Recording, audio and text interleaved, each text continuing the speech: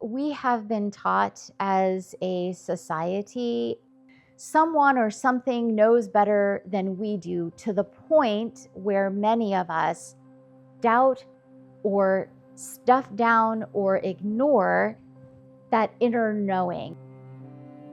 We have what I call these gateway experiences. And for some people, maybe it's the loss of a person or a relationship. Maybe it's a health crisis. Maybe it's a financial crisis. One way or another, we're going to be called forth into an evolution. You can either go the gentle way or you can wait until the whole damn house is on fire. So if you're seeing something in your reality that you don't like, it is up to you to change how you think about it, how you feel about it, the meaning you're giving it, the story you're telling. The thoughts that we think create our emotions, and then those emotions create a vibration. When you become aware of this and you start to consciously do something different, you will start to see results pretty quickly. You start to realize, I do have power over this situation.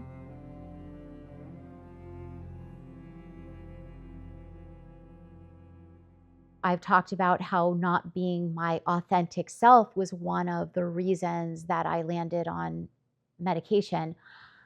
I was out of alignment. I did not know how to handle, and I didn't know what to do with not being my authentic self. And so the apathy that I received from being medicated gave me relief until it didn't. It was this intuitive place that there's something more, and I'm just not getting it for some reason. I couldn't give it a label of limiting belief. I couldn't give it any label. It was this intuitive knowing that I'm being called to something greater. And this experience, I now say, we have what I call these gateway experiences. And for some people, maybe it's the loss of a person or a relationship. Maybe it's a health crisis. Maybe it's a financial crisis. But I feel that our souls come with a plan, and we can kick and spit and do and whatever, but one way or another, we're going to be called forth into an evolution, an expansion, a growth. And you can answer that little knock, or you can ignore it, or you could answer the louder bang or ignore it, or the doorbell could ring and you could continue to ignore it and ignore. But I think we all know, if we're really honest with ourselves, we've all had the little knock that we ignored. And I definitely did it. I self-abandon on a fairly regular basis and in some really impactful ways that were part of that suitcase. But I now realize that those experiences got me to such a knowing that I will never, under any circumstances again, abandon myself. I don't care. It at one point was the perspective of that was really painful. I don't have that perspective anymore, thanks to Psyche and my own ability to heal and transform myself and re-perceive and evolve to a grander perspective. But you can either go the gentle way or you can wait until the whole damn house is on fire.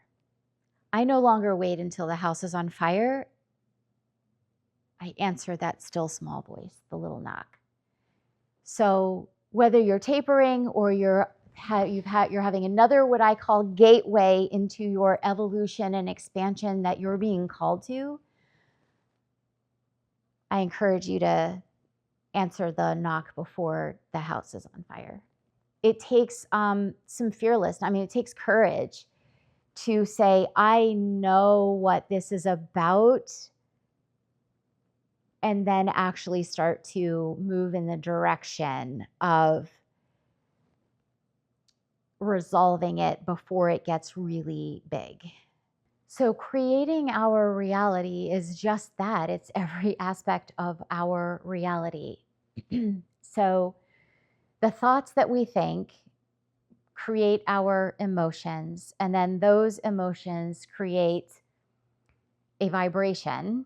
And based on the universe, one of the universal laws, like attracts like. So if everything is vibration, one vibration is going to be in resonance with another vibration that was created by your emotions and your thoughts and what you're focusing on and all of those things. So if you're seeing something in your reality that you don't like, it is up to you to change how you think about it, how you feel about it, the meaning you're giving it, the story you're telling. And so if you stay on that trajectory, you're going to keep creating the same thing over and over. And the more you do that, the more momentum you have in a direction that you don't want to be going in. In my experience, though, when you become aware of this and you start to consciously do something different, you will start to see results pretty quickly. If it happened instantaneously, we'd all be dead. So there is a lag time, and you're going to see a little bit of old creation for a bit. And so as you start to experiment and see the correlation and test it out for yourself, you start to realize, I do have power over this situation. It doesn't mean I'm controlling other people and things outside of me, although there is an aspect of that too, because you're creating the version of that person that's showing up with you. You're creating the version that that person is in your reality. And when you start to apply, there are so many teachers out there that can teach you how to do this, and there's lots of paths, but the fundamentals are the same. And when you start showing yourself how much you can manipulate and create the experience and the day-to-day life and reality that you desire, your mind will be blown. In other words, the more you understand who and what you are, which is a spiritual being having a human experience, and if you say you already know that, well, then are you demonstrating it? Are you so aware of your vibrational, where you are tuned vibrationally, that you can make the change and see the results quickly? In other words, are you applying it and demonstrating it? If you watching this and you say you know this, and you start to realize that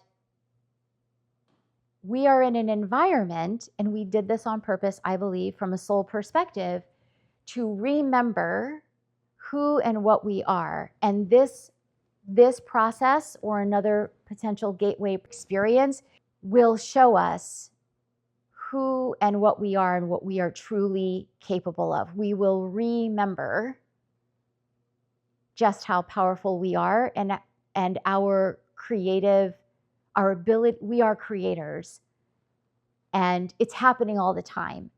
The difference is, are you doing it consciously and intentionally, or are you unaware like I was? We have been taught as a society, I'm in the United States, but I feel it's worldwide, that someone or something outside of us knows better than us, has the answers for us, and we are taught / trained into someone or something knows better than we do, to the point where many of us self-abandon, to the point that we doubt or stuff down or ignore that little knock, that inner knowing, intuition, whatever word you want to call it, and it causes self-doubt. But the thing is, with like attracts like, when you start getting into a place where you are in resonance with self-doubt, that is what's continuing to be created in your reality. So we can never forget that. So it's going to be reinforcing because that's what we are in resonance with. You've got to do something different to get something different. You have to have a genuine desire for change. Even if you don't know what that change is or what it's going to look like or how to do it, just setting forth the power of intention that I want to do something different. I want to start trusting myself. I want to start listening to that inner voice and not being afraid to actually do it and not care what anyone thinks about me actually listening to it and then doing it. It's not for the faint of heart, but it will serve you so well, because the more you do it, it's like a muscle, first of all. And secondly, you become more and more in resonance with your sovereignty, because that is what you are moving toward creating and practicing and applying. And so you will start to be more in resonance with what is authentically me. I've already collected some data that I can be myself, and there could be people who are angry and not happy about it, but I feel really good and I'm going to stay the course because I know that through the law of attraction and reality creation, that my feeling good is the most important thing. And that can sound selfish, especially in society, and it is selfish, and we need to be selfish. But as you continue down the path, your level of awareness and consciousness will evolve to a place where you can be so in your knowing and in your sovereignty that there's not a hint of the malicious or malevolent selfishness involved at all.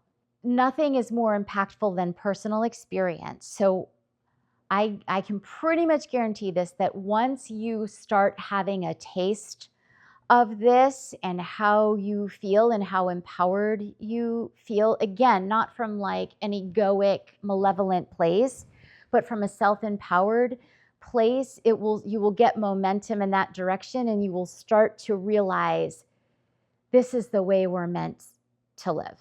I need to trust myself, and I need to trust whatever that thing is that I call greater than myself is guiding me. And once you start to have those experiences, I write them down. I call it making deposits into my faith bank. I don't need the faith bank too much anymore unless it's something really, really huge, which is rare. But I can look back and say, oh, this solution, and it was so perfect, and I could have never imagined it, tried to figure it out, tried to create it. Like, it was so curated to me. And when you write those things down, you start to create a record for yourself to show your conscious mind, hey, this is it, man. This is it. A, and B, if you become discouraged, you can go back and look at, why would something be different now? I am being supported in my creation when I step in and I do my part and I work with the universal laws. This is it. And whether someone else is doing it or not, and this is again part of the evolutionary process, is that I don't know their path. And I need to honor their path, because otherwise I'd be trying to play God in someone else's experience and their creation, whether they are aware of this information or not. I'm aware, and I need to honor where they're at.